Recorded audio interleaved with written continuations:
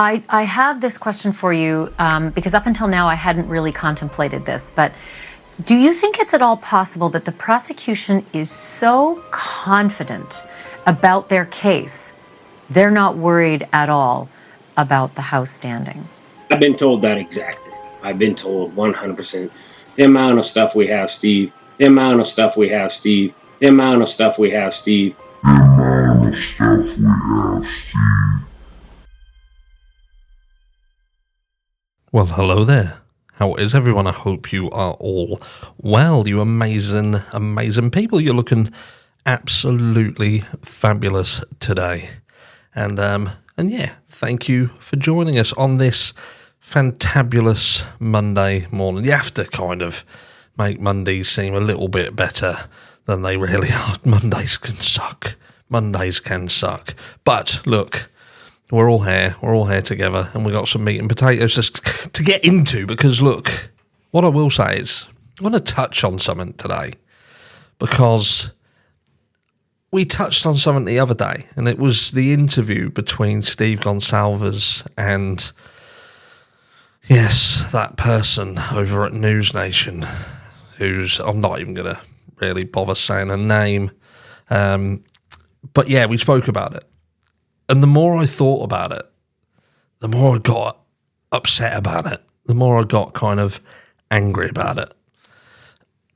Because I just thought to myself, this entire case, this entire Idaho 4 case is fucked.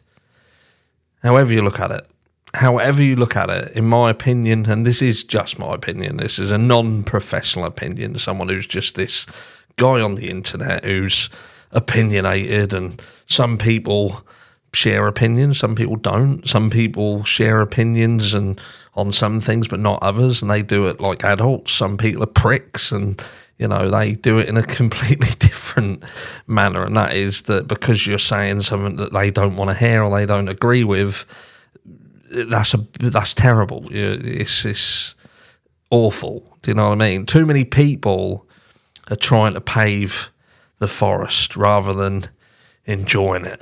Do you know what I mean? Why can't you just learn to enjoy what's around you? Why do you have to try and pave it to suit you and you alone, like some arrogant tosser? But anyway, look, what really sort of triggered me, if you like, was Steve Goncalves turning around very clearly in that interview, and this is going to be something that cannot be backpedaled from. This is to say, you heard it at the beginning of this video, and that is that he had been specifically told, and that statement, we've got what we've got on him, you know, and I thought, who would be able to say that? Who could make any difference? Do you know what I mean? He didn't say what they've got, you know. It wasn't someone who was sharing their thoughts on the case, you know, someone who's turned around to offer him sort of positive words. Do you know what I mean? Like I could, or anybody could who's around him, and turn around and say, look, Steve, look, I know you're pissed off and you're hacked off with what's going on and frustrated and perhaps scared that things won't turn out the way that they should, but, you know, they've obviously got a lot more on Brian. They've got a lot more evidence, and this is going to work out okay, don't worry. But that's not what was said. The specific terminology is what we've got. And I thought to myself, the more I thought about it, and again, we did touch on this briefly, but the more I thought about it, I just thought, how is that right? That there is supposed to be this blanket gag order? That there are people around this case who, on one hand, they will say that, you know, Brian Koberger's done it. He's done it. There's definitely the evidence that we've seen it proves beyond a reasonable doubt that the guy is guilty. You know what I mean? And then you've got these other people in the background as well who look at it completely different.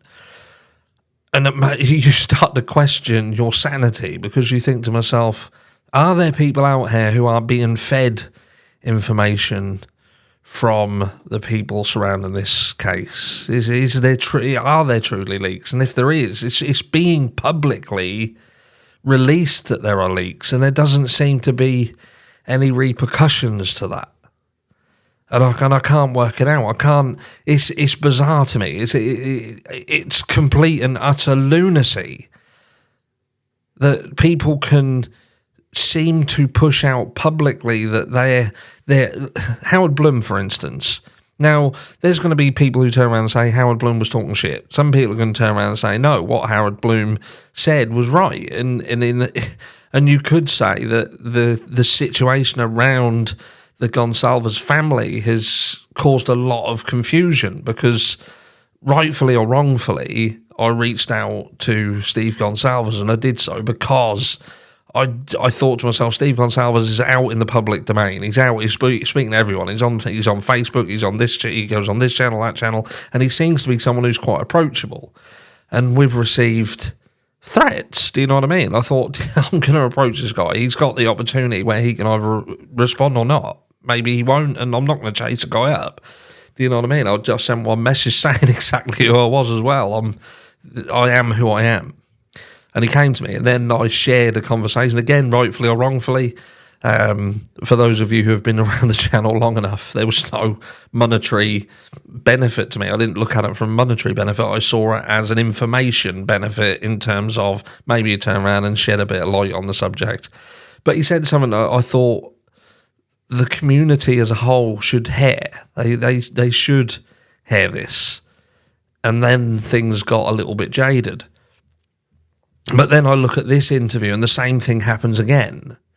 Very much like the Linda Lane footage leaks and things like that, and the Brett Norton situation. Some of you will understand exactly what I'm getting at when I mention that name. But now we're at this juncture where yet again there is insinuation of leaks, second to the Howard Bloom article that seemed to suggest the same thing, and nothing was done there. There was no repercussion to that. And is there going to be repercussion to this statement in terms of, is someone actually from this case going to look at this content? Are they going to look at things and think to themselves, do you know what, something isn't right here? Something isn't right. Whether you're a Brian Kohberger's rights supporter or not,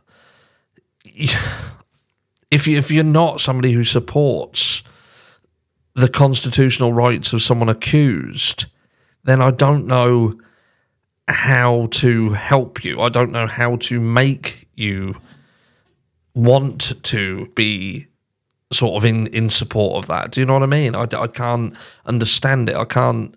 You can't force somebody to want things to happen in a certain way, in the right way. Like, I'll show you this. This was, I think I've got it in the background here somewhere. This is a creator, and this ain't about bashing this creator. This is about showing a piece of information. This was on Jazz for Justice, and this was a few days ago, and it was talking about Brian Kohberger caught on camera in Moscow in March 2022. Some of you will have seen this video, some of you won't have seen this video. And again, I can only imagine that this isn't a channel that I watch. I've heard of the channel. Some people have said I should watch this channel. But I watched this situation where they're talking about Brian Kohberger being caught on camera in the area back in March 2022. And they're rarely digging deep in the, you're sick, you're monster, we caught you. And they show these pictures, and I'm thinking to myself, but that's not his car. In fact, that car looks nothing like his car. Like, there are so many aesthetic differences in these two pictures that I could do a video for 10 minutes talking about them all. The front lights, the bumper, the grills, the side trims, so on and so forth. And I thought to myself, we're the enemies. Channels like mine are the enemies. Do you know what I mean? We're the enemies because we turn around and question certain things about this case. In this video, I'm not going to go into it. If you've been here long enough, you know. If you don't know, you're new to the channel, go and have a look and make your own mind up. But this sort of stuff, this is why this case is over. This is why this case is over, because people on this platform and people in general around this case have already made their minds up. And they're no different to the law enforcement who had potentially already made their mind up. And in my opinion, the more we look into this, the more I feel they had made their mind up, but their mentality was, this is the person who did it, but we don't have enough to prove it. So can we push something in the right direction that we need? And again, maybe I'm just a conspiracy theorist, who knows? I try not to be. I just seem to want to look at everything, and when you look at everything that's available, you can only take so much from it. But then I look at channels like this, and I look at other channels and who are pushing hard the guilt, and then I look at how people react to that and how many people fall for that. And it's clear how easy people are to convince of something if they're halfway there, or if they want something to be right. And I'm just scared that that's what this case is all about. This ain't about what's right or what's wrong. It's about people wanting a conclusion, and this confirmation bias that has gone rampant through the entire place. And they just want to hang someone. And the vast majority of people have already condemned someone to that. And now this isn't about the seeking of truth, the seeking of justice. This is about confirming that what they already believe to be true is true. And because of that, they will not look at anything. They will not accept anything. They will not consider any single other thing. They won't question anything that should be questioned. And I just hope that the people who are going to sit in that courtroom, the jury, and are going to be involved in deciding whether someone could potentially lose their life or not, are a little bit more open-minded. And it's a scary, scary thought to think that that potentially is not going to be the case. Because I think that it would be awfully hard to find someone who has not been subjected to seeing some of this and hearing some of it and seeing stuff like what I've just shown you, where people are pushing specific things and people are just falling for it. But they're the heroes of the story because they run with what the vast majority of people want to be true. Let me know down below. Is this case already over? I'll catch you in the next one.